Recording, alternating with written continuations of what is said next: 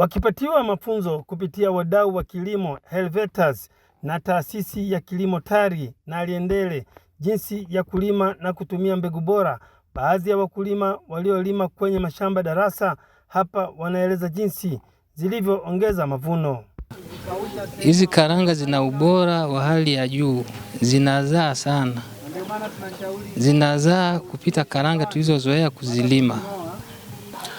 Kwa semina leo niliyoipata leo inanipelekea inanifanya kuweza kulima kwa kisasa na kuweza kupata kipato kikubwa kutumia mbegu za kisasa.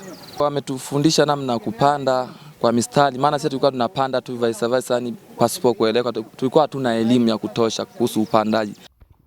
Kwa upande wake Christopher Chaula ni meneja mradi wa uzalishaji wa kijani kutoka shirika lisilo la kiserikali la Helvetas.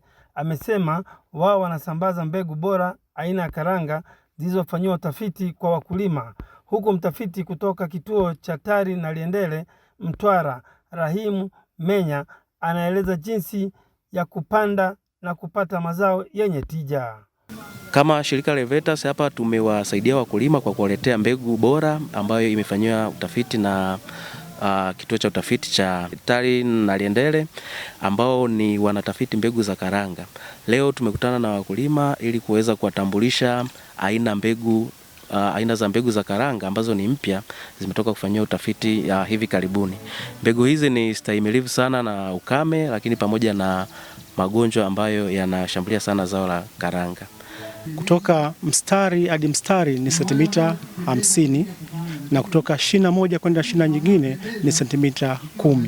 Kwa hiyo tukifanya hivyo ndio tunaweza tukapata karanga nyingi kwa ekari moja, na hizo ndio zitatupelekea sasa kupata tija ya uzalishaji mkubwa kwa ekari. Naye afisa kilimo upande wa mazao wilaya ya Iramba Ziwa Elia amekiri wakulima wengi wa wilaya ya Iramba wanatumia mbegu ambazo hazijafanyiwa utafiti na kupata mavuno yasiyo na tija. Mafunzo haya kweli yatawasaidia wakulima kwa sababu kwanza wakulima walikuwa wanalima zile mbegu ambazo ni za asili, ambazo hazina ukinzani na magonjwa. Kwa hiyo kupitia mafunzo haya na hizi mbegu ambazo wamekuja kuzionyesha hapa zitawabadilisha wakulima wetu katika kata hii ya Mtoa ambako shamba darasa hili limewekwa, na pia kwa halmashauri nzima ya wilaya ya Iramba, kwa sababu watakaopata mafunzo hapa sio kama wataishia hapa, pia wataenda kuwasaidia wakulima wenzao ndani ya halmashauri hii ya wilaya ya Iramba. Nikiripoti kutoka katika halmashauri hii ya wilaya ya Iramba mkoani Singida, ni mimi Elsate Mkumbo wa ITV.